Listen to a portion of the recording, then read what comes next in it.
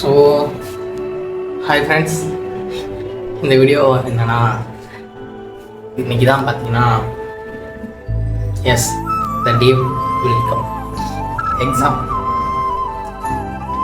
சொல்கிறதுக்கு வார்த்தைகளே இல்லை நண்பர்களே. ஏன்னா இந்த வருஷம் ஆரம்பித்ததுலேருந்தே சூப்பராக ஆரம்பிச்சு இப்போ இந்த இடத்துல வந்து நிற்கி நிறையா என்ன சொல்கிறது, நிறையா மெமரபிள் மெமரிஸ் இந்த வருஷம் கொடுத்துருக்கு. But that's will be end அப்படின்னு நினைக்கையில தான் ரொம்பவே வருத்தமாக இருக்கு நண்பர்களே. இவ்வளோ வருத்தப்பட்டு இருந்தது, பட் எல்லா ஃப்ரெண்ட்ஸையும் விட்டுட்டு பிரிஞ்சிருக்கோம். இந்த மாதிரி சம்பவங்கள்லாம் இன்றைக்கி அரங்கேற போகுது. அதை நினச்சா தான் எனக்கு உண்மையிலேயே கவலையாக இருக்குது. சரி, இன்னும் எக்ஸாம் இருக்குது, அதை முடிச்சுட்டு அது பிறகு தான் வருஷம் முடிய போகுது நண்பர்களே.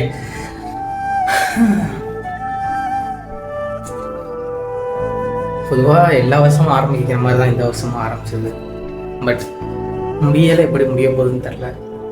நீங்களாம் கூட இருந்து பாருங்க, பார்ப்போம். காய்ஸ் பாருங்க காய்ஸ், நானே காலேஜ் லாஸ்ட் நாள் முடிய போகுதுன்னு வருத்தத்தில் இருந்தா ஒவ்வொருத்தரும் ஒவ்வொரு விதமாக ஆடிக்கிட்டு இருக்காங்க. என்னத்தையாவது பாட்டு போட்டு என்னத்தையாவது ஆடுறது.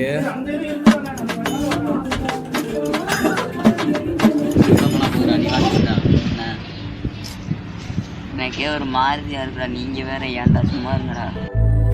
ஸோ நண்பர்களே, எஸ் என்னடா கிளம்பிட்டோம். என்னன்னு பார்த்தீங்கன்னா எக்ஸாம். வாங்க அப்படியே எக்ஸாம் போயிட்டோம். ஸோ ஃபைனலாக பார்த்தீங்கன்னா ஒரு வழியாக எக்ஸாம்லாம் முடிச்சுட்டு இப்போ காலேஜ் ஹாஸ்டலுக்கு திரும்பிகிட்டு இருக்கோம். ஸோ இது மாதிரி ஒரு மெமரபிள் மூமெண்ட் நடந்துக்கிட்டு இருக்கீங்க. இதை சொல்கிறதுக்கு வார்த்தைகளே இல்லை, ஆனால் இது இப்போ நடந்துகிட்ருக்கு. ஸோ எல்லோரும் கிளம்ப ஆரம்பிச்சிட்டாங்க. நம்மளும் கூடிய விரைவில் கிளம்ப போகிறோம்னு நினைக்கிறேன். ஸோ அதுக்கப்புறம் கொஞ்சம் நேரம் கழித்து பார்த்திங்கன்னா என் ஃப்ரெண்டை ட்ரெயின் ஏற்றி விட வேண்டிய நேரம். அந்நேரம் பார்த்திங்கன்னா கிளைமேட் உண்மையிலே சூப்பராக இருந்தது. அது ஒரு சாயங்காலம் நேரங்கிறதுனால அந்த மாதிரி இருந்தது.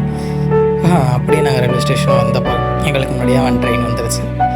என்ன செய்ய, அவனை என்னடா இப்படி ட்ரெயின் வந்துருச்சான்னு கேட்டால் ஒன்றும் பண்ண முடியாது நண்பா அப்படிங்கிறான். அவ்வளோதான் நண்பர்களே, இன்னும் கொஞ்சம் நேரத்தில் அவனும் ஏறிடுவான். அவன் ட்ரெயினுக்குள்ளே போய் உட்காந்துட்டான். பட் நான் வெளியே நின்றுட்டுருக்கேன். ட்ரெயின் எப்போண்டா வெயிட் பண்ணிகிட்ருக்கேன். கஷ்டமாக தான் இருக்குது சில நேரங்களில். வாழ்க்கைகள் இந்த மாதிரி கஷ்டப்பட்டு தானே ஆகணும். நானும் ரொம்ப நேரம் வெயிட் பண்ணி பார்த்துட்ருக்கேன். ஆனால் இந்த ட்ரெயின் கிளம்புற மாதிரி தெரியல, ட்ரெயின் எடுக்கிற மாதிரியும் தெரியல. அவன் உள்ளே இருக்கான். நான் ஃபோன் அடிச்சுக்கிட்டேன், என்னடா அப்படின்னு கேட்டேன். அவங்க என்ன பண்ணுறான், நான் நீ போயிட்டு நினச்சி நான் உள்ளே வந்துட்டேன்டா அப்படின்னா. பட் அந்த நேரத்தில் ட்ரெயின் எடுத்துட்டாங்க. ஸோ அவனும் போயிட்டான். ஸோ இப்போ நான் நடந்து மறுபடியும் ஹாஸ்டலுக்கு போயிட்டுருக்கேன் நண்பர்களே. போய் சாப்பிட்டுட்டு சாப்பிடையெல்லாம் பார்த்தீங்கன்னா இதுதான் ஹாஸ்டல் சாப்பாடு போல். அது இப்போ நான் சாப்பிட்டுக்கிட்டு இருக்கேன். சொல்ல வார்த்தைகள் இல்லை. ஸோ காய்ஸ் பார்த்தீங்கன்னா ஃபைனலி நம்ம விக்கெட் பண்ணியாச்சு. அவ்வளோதான். ஹாய் ஃப்ரெண்ட்ஸ், அவ்வளோதான் ஃப்ரெண்ட்ஸ். நாங்கள் ஊருக்கு கிளம்புறோம். நானும் வரையும் ஒரே ட்ரெயினில் போக போகிறோம். ரொம்ப நாள் கழிச்சு பார்த்து போயிட்டு வரோம். Boys boy.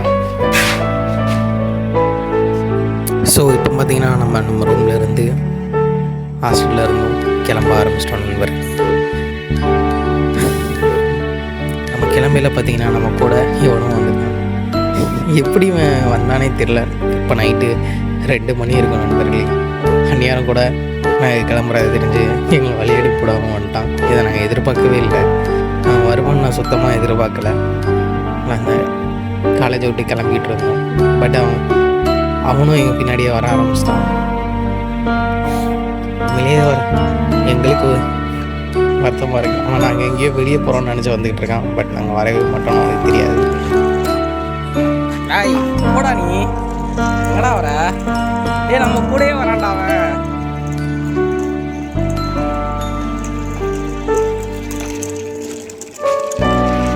போடா.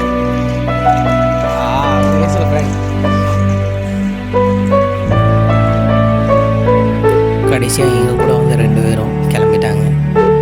இப்போ நாங்களும் கிளம்ப வேண்டிய நேரம் வந்துருச்சு.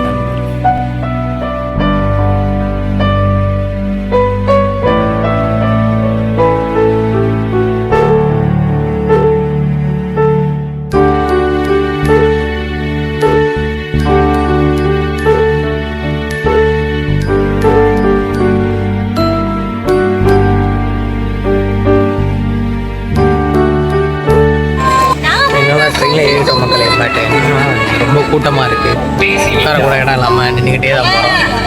இது ரொம்ப கஷ்டமான சூழ்நிலை தான்.